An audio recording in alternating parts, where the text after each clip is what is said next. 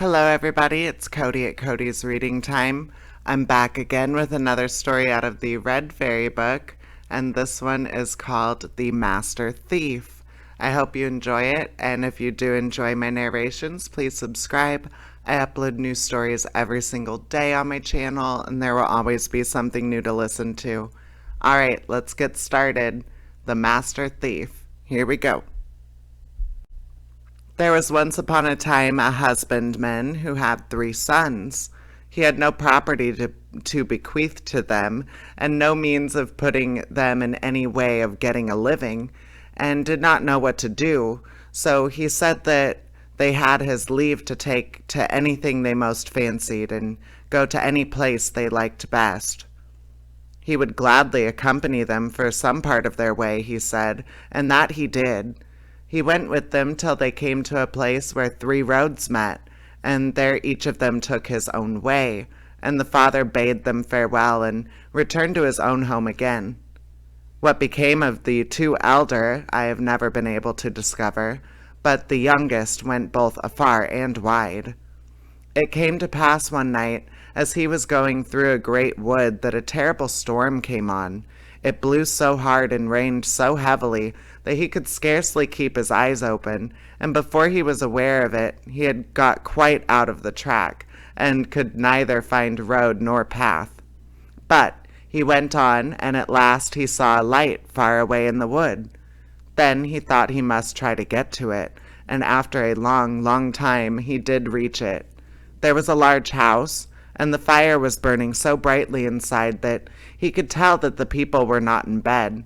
So he went in, and inside there was an old woman who was busy about some work. "Good evening, mother," said the youth. "Good evening," said the old woman. "Hutetu, it is terrible weather outside tonight," said the young fellow. "Indeed it is," said the old woman. "Can I sleep here and have shelter for the night?" asked the youth. "It wouldn't be good for you to sleep here," said the old hag, "for if the people of the house come home and find you, they will kill both you and me." "What kind of people are they, then, who dwell here?" said the youth. "Oh, robbers and rabble of that sort," said the old woman. "They stole me away when I was little, and I have had to keep house for them ever since." "I think that I will go to bed all the same," said the youth. "No matter what happens, I'll not go out tonight in such weather as this." "Well, then, it will be the worse for you," said the old woman. The young man lay down in a bed which stood near, but he dared not go to sleep, and it was better that he didn't, for the robbers came, and the old woman said that the young fellow who was a stranger had come there, and she had not been able to get him to go away again. "Did you see if he had any money?" said the robbers. "He's not one to have money, he is a tramp. If he has a few clothes to his back, that is all." Then the robbers began to mutter to each other apart about what they should do with him, whether they should murder him, or what else they should do. In the meantime, the boy got up and began to talk to them, and asked them if they did not want a manservant, for he could find pleasure enough in serving them. "Yes," said they, "if you have a mind to take to the trade that we follow, you may have a place here." "It's all the same to me what trade I follow," said the youth, "for when I came away from home my father gave me leave to take any trade I fancied." "Have you a fancy for stealing, then?" said the robbers. "Yes," said the boy, for he thought that that was a trade which would not take long to learn. Not far off there dwelt a man who had 3 oxen, one of which he was to take to the town to sell. The robbers had heard of this, so they told the youth that if he were able to steal the ox from him on the way, without his knowing and without doing him any harm, then he should have leave to be their servant man. So the youth set off, taking with him a pretty shoe with a silver buckle that was lying about in the house. He put this in the road by which the man must go with his ox, and then went into the wood and hid himself under a bush. Then the man came up. He at once saw the shoe. "That's a brave shoe," said he. "If I had but the fellow to it, I would carry it home with me, and then I should put my old woman into a good humor for once." for he had a wife who was so cross and ill-tempered that the time between the beatings she gave him was very short. But then he bethought himself that he could do nothing with one shoe if he had not the fellow to it, so he journeyed onwards and let it lie where it was. Then the youth picked up the shoe and hurried off away through the wood as fast as he was able to get in front of the man, and then he put the shoe in the road before him again. When the man came up with the ox and saw the shoe, he was quite vexed at having been so stupid as to leave the fellow to it lying where it was, instead of bringing it on with him. "I'll just run back again and fetch it now," he said to himself, "and then I shall take back a pair of good shoes to the old woman, and she may perhaps throw a kind word to me for once." So he went and searched for the other shoe for a long, long time, but no shoe was to be found, and at last he was forced to go back with the one that he had. In the meantime, the youth had taken the ox and gone off with it. When the man got there and found that his ox was gone, he began to weep and wail, for he was afraid that when his old woman got to know, she would be the death of him. But all at once it came into his head to go home and get the other ox and drive it to the town, and take good care that his old wife knew nothing about it. So he did this. He went home and took the ox without his wife's knowing about it, and went on his way to the town with it.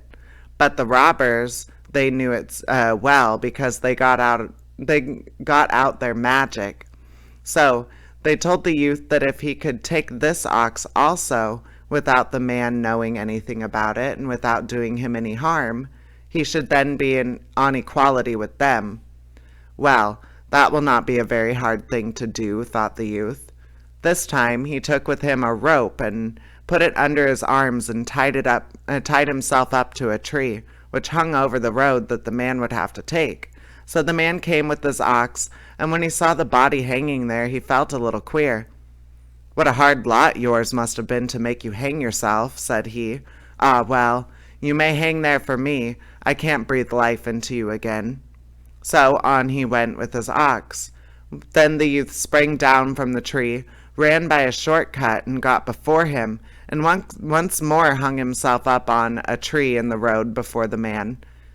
"How I should like to know if you were really so sick at heart that you'd hang yourself there, or if it is only a hobgoblin that's before me," said the man. "Ah, well, you may hang there for me, whether you are a hobgoblin or not." And on he went with his ox. Once more the youth did just as he had done twice already, jumped down from the tree, ran by a short cut through the wood, and hanged himself in the very middle of the road before him. But when the man once more saw this, he said to himself, "What a bad business this is! Can they all have been so heavy-hearted that they have all three hanged themselves? No, I can't believe that it is anything but witchcraft. But I will know the truth," he said. "If the two others are still hanging there, it is true, but if they are not, it is nothing but witchcraft."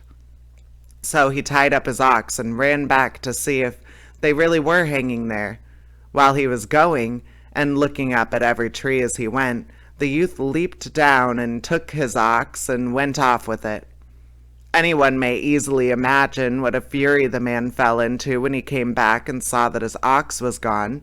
He wept and he raged, but at last he took comfort and told himself that the best thing to do was to go home and take the third ox, without letting his wife know anything about it, and then try to sell it so well that he got a good sum of money for it. So he went home and took the third ox and drove it off without his wife knowing anything about it. But the robbers knew all about it, and they told the youth that if he could steal this as he had stolen the other two, he should be a master of the whole troop. So the youth set out and went to the wood, and when the man was coming along with the ox, he began to bellow loudly, just like a great ox somewhere inside the wood. When the man heard that he was right glad, for he fancied he recognized the voice of his big bullock, and thought that now he should find both of them again. So he tied up the third and ran away off the road to look for them in the wood. In the meantime, the youth went away with the third ox. When the man returned and found that he had lost that too, he fell into such a rage that there was no bounds to it. He wept and lamented, and for many days did he not dare to go home again, for he was afraid that the old woman would slay him outright. The robbers also were not very well pleased at this, for they were forced to own that the youth was the head of them all. So one day they made up their minds to set to work to do something which it was not in his power to accomplish, and they all took to the road together, and left him at home alone. When they were well out of the house, the first thing that he did was to drive the oxen out on the road, whereupon they all ran home again to the man from whom he had stolen them, and right glad was the husbandman to see them. Then he brought out all the horses the robbers had, and loaded them with the most valuable things which he could find, vessels of gold and of silver, and clothes and other magnificent things. And then he told the old woman to greet the robbers from him and thank them from him, and say that he had gone away, and that he would have a great deal of difficulty.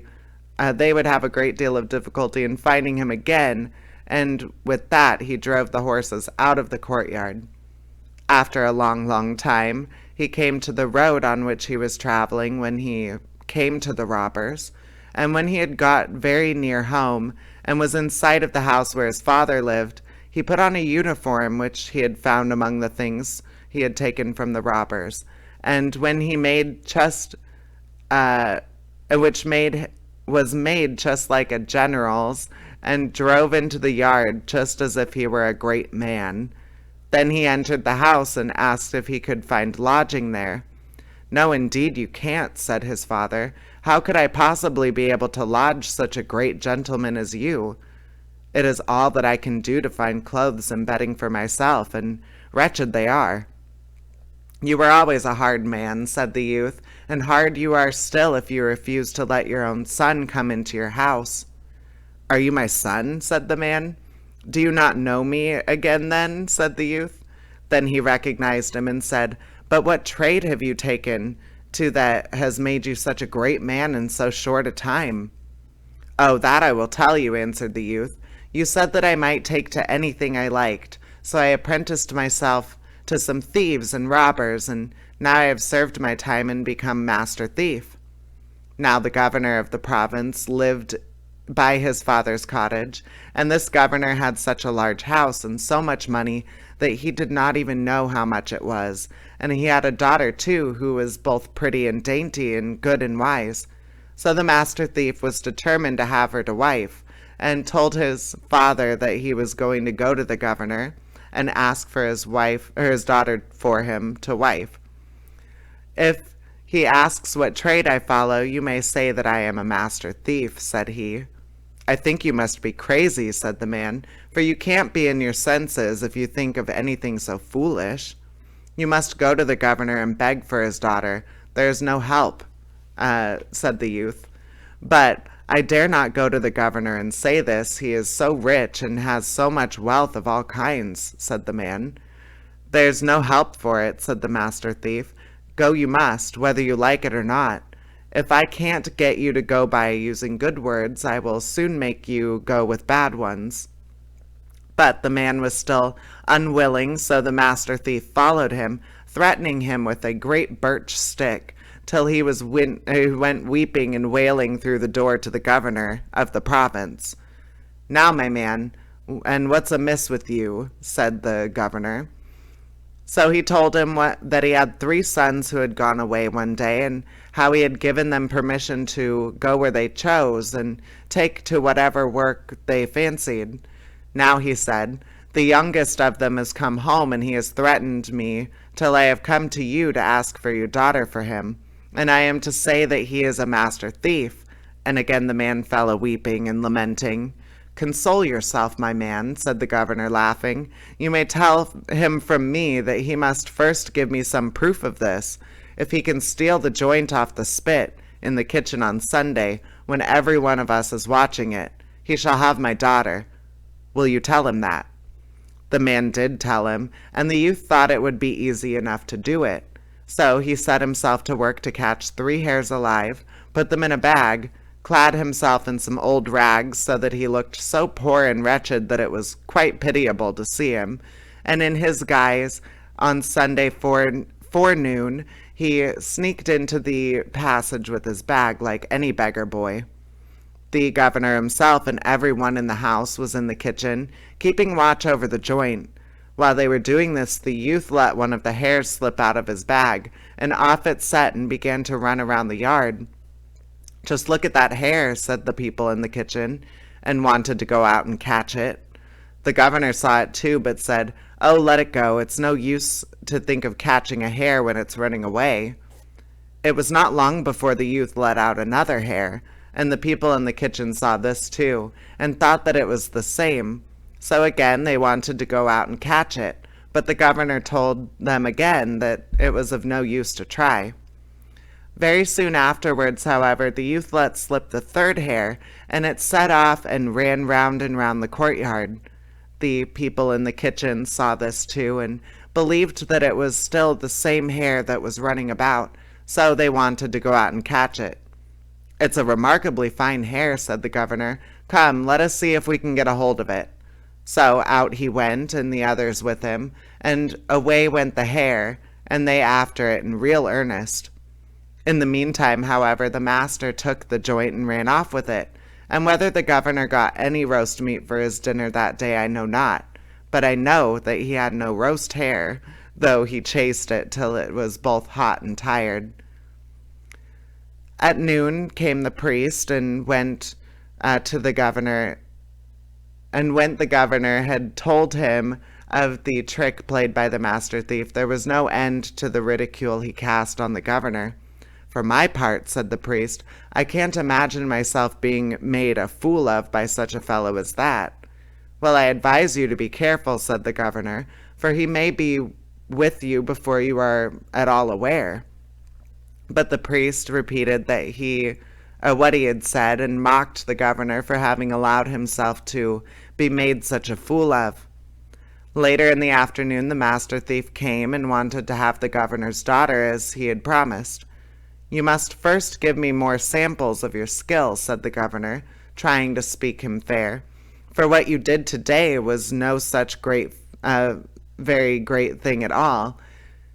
Couldn't you play off a really good trick on the priest? For he is sitting inside there and calling me a fool for having let myself be taken in by such a fellow as you." "Well, it wouldn't be a very hard thing to do," said the master thief.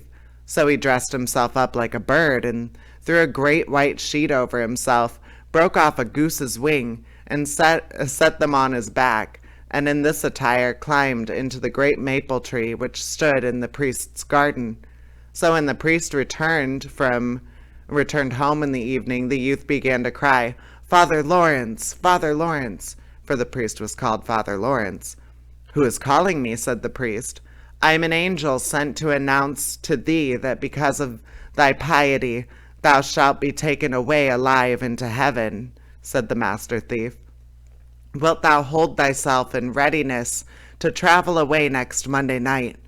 For then I will come and fetch thee, and bear thee away with me in a sack, and thou must lay all thy gold and silver, and whatsoever thou'st possess of this world's wealth, in a heap in thy best parlor."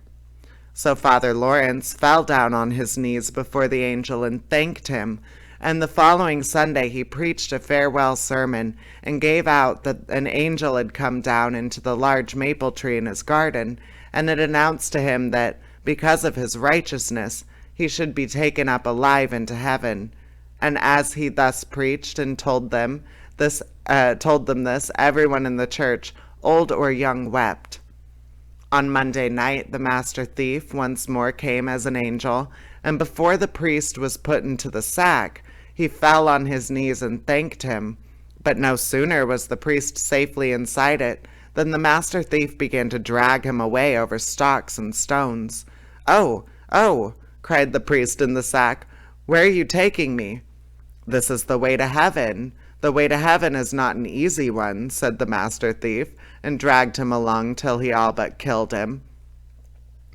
At last he flung him into the governor's goose house, and these geese began to hiss and peck at him till he felt more dead than alive.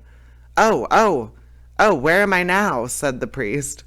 "You are in purgatory," said the master thief, and off he went and took the gold and silver and all the precious things which the priest had laid together in his best parlor.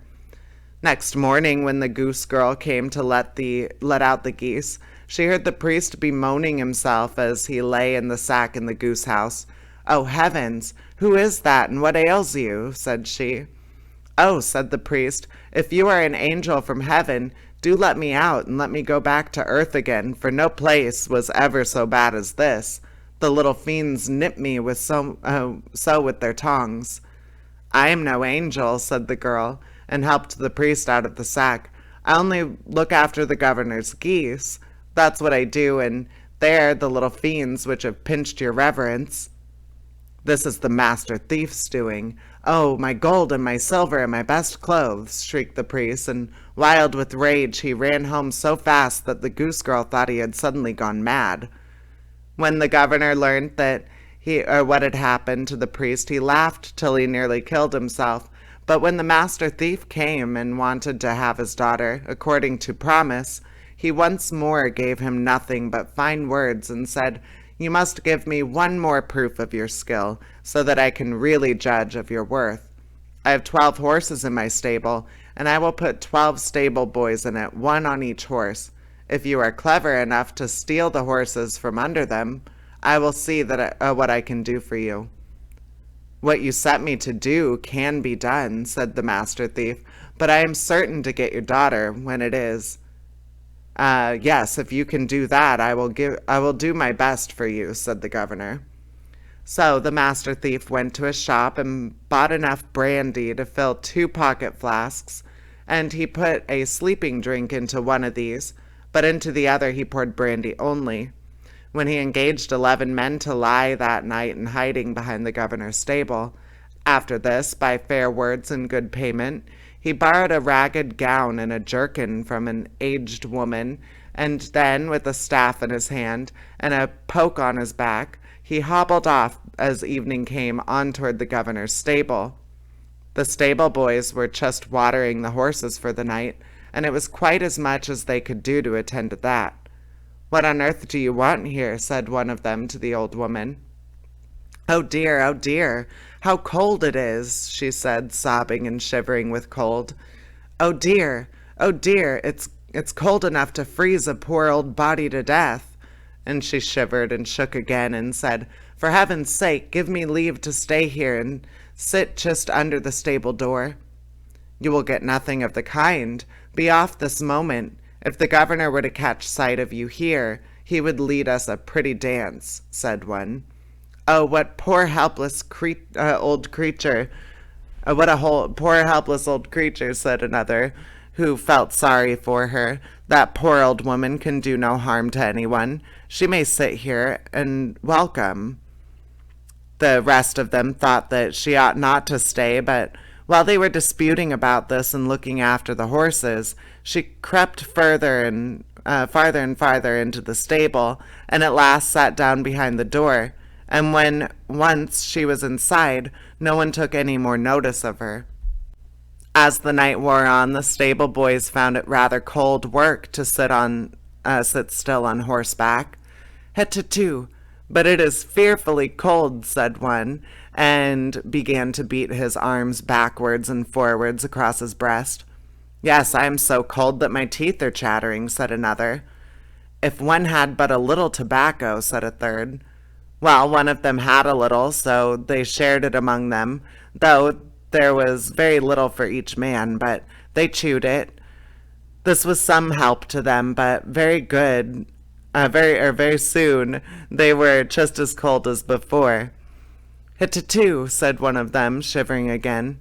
"Hit-to-too," said the old woman, gnashing her teeth together till they chattered inside her mouth, and then she got out the flask which contained nothing but brandy, and her hands trembled, so she took the bottle about,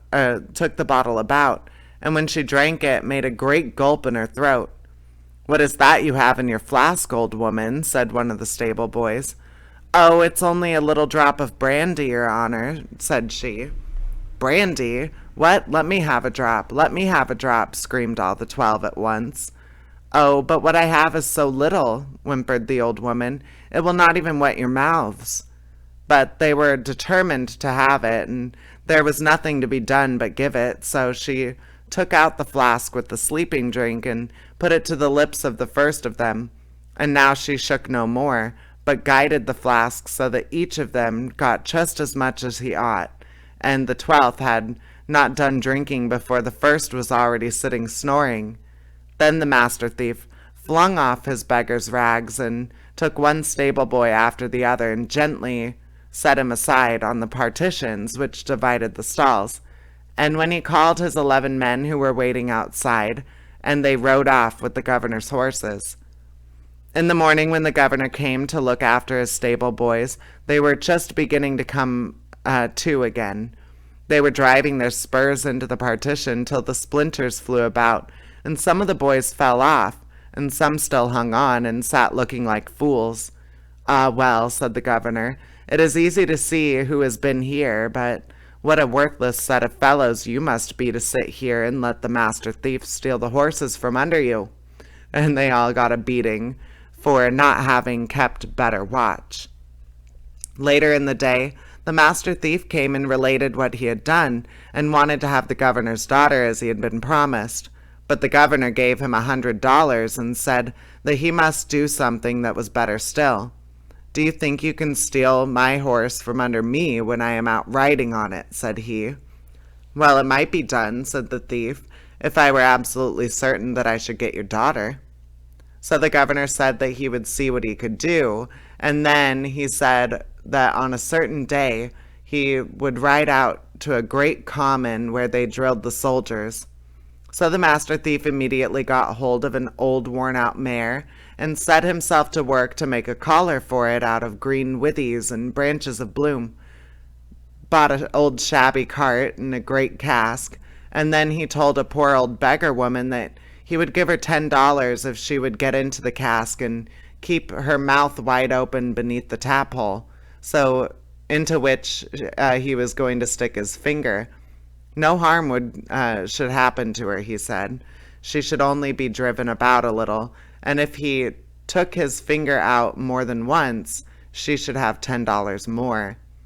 Then he dressed himself in rags, dyed himself with soot, and put on a wig and a great beard of goat's hair, so that it was impossible to recognize him, and went into the parade ground where the governor had already been riding about a long time. When the master thief got there, the mare went along slowly and quietly, that the cart hardly seemed to move from the spot. The mare pulled it a little forward and then a little back, and then it stopped quite short. Then the mare pulled a little forward again, and it moved with such difficulty that the governor had not the least idea that this was the master thief. He rode straight up to him and asked him if he had seen anyone hiding anywhere about in a wood that was close by. "No," said the man, "that I have not." "Hark you," said the governor, "if you will ride into that wood and search it carefully to see if you can light upon a fellow who is hiding in there, you shall have the loan of my horse and a good present of money for your trouble." "I'm not sure that I can do it," said the man, "for I have to get to a wedding with this cask of mead, which I have been to fetch, and the tap has fallen out along the way. So now I have to keep my finger in the tap hole as I drive." "Oh, just ride off," said the governor, "and I will look after the cask and the horse too." So the man said that if he would do that, he would go, but he begged the governor to be very careful to put his finger into the tap hole the moment he took his out. So the governor said that he would do his very best, and the master thief got on the governor's horse. But time passed, and it grew later and later, and still the man did not come back, and at last the governor grew so weary of keeping his finger in the tap hole that he took it out. "Now I shall have $10 more," cried the old woman inside the cask. So he soon saw what kind of mead it was, and set out homewards. When he had got a very little way, he met his servant bringing him the horse, for the master thief had already taken it home. The following day he went to the governor and wanted to have his daughter according to promise, but the governor again put him off with fine words and only gave him $300, saying that he must do one more masterpiece of skill, and if he were but able to do that, he should have her. Well, the master thief thought he might if he could hear what it was. "Do you think you can steal the sheet off our bed and my wife's nightgown?" said the governor. "That is by no means impossible," said the master thief. "I only wish I could get your daughter as easily." So, late at night, the master thief went and cut down a thief who was hanging on the gallows, laid him on his own shoulders, and took him away with him. Then he got hold of a long ladder, set it against the governor's bedroom window, and climbed up and moved the dead man's head up and down, just as if he were someone who was standing outside and peeping in. "There's the master thief, mother," said the governor, nudging his wife. "Now I'll just shoot him, that I will." So he took up a rifle which he had laid at his bedside. "Oh no, you must not do that," said his wife. "You yourself arranged that he was to come here." "Yes, mother, I will shoot him," said he, and lay there aiming, and then aiming again, for no sooner was the head up, and he caught sight of it, than it was gone again. At last he got a chance and fired, and the dead body fell with a loud thud to the ground, and down went the master thief too, as fast as he could. "Well," said the governor, "I certainly am the thief about the chief man about here, but people will soon begin to talk, and it would be very unpleasant if they were to see this dead body. The best thing that I can do is to go out and bury him." "Just do what you think best, father," said his wife. Go. So the governor got up and went downstairs, and as soon as he had gone out through the door, the master thief stole in and went straight upstairs to the woman. "Well, father dear," said she, for she thought it was her husband, "have you got done already?" "Oh yes, I only put him into a hole," said he, "and raked a little earth over it. That's all I have been able to do tonight, for it is fearful weather outside. I will bury him better afterwards, but just let me have the sheet to wipe myself with, for he was bleeding, and I have got covered with blood with carrying him." So she gave him the sheet. "You will have to let me have your nightgown too," he said, "for I begin to see that the sheet won't be enough." Then she gave him her nightgown, but just as it came into his head that he had forgotten to lock the door, and he was forced to go downstairs again and do it before he could lie down in bed again, so off he went with the sheet and nightgown too. An hour later the real governor returned. "Well, what a time it has taken to lock the house door, father," said his wife. "And what have you done with the sheet and the nightgown?" "What do you mean?" asked the governor. "Oh, I am asking what you have done with the nightgown and sheet that you got to wipe the blood off yourself with," said she. "Good heavens," said the governor, "he has actually got the better of me again." Then when day came, the master thief came too, and wanted to have the governor's daughter as he had been promised, and the governor dared to do no otherwise than give her to him, and much money besides, for he feared that if he did not, the master thief might steal the very eyes out of his head, and that he himself would be ill spoken of by all men. The master thief lived well and happily from the time forth, and whether he ever stole any more or not, I cannot tell you, but if he did, it was but for past time. And that is the end of the story. I hope you enjoyed it, and please subscribe. I upload new stories on my channel every single day. There will always be new stories to listen to. All right, take care, everybody. Bye-bye.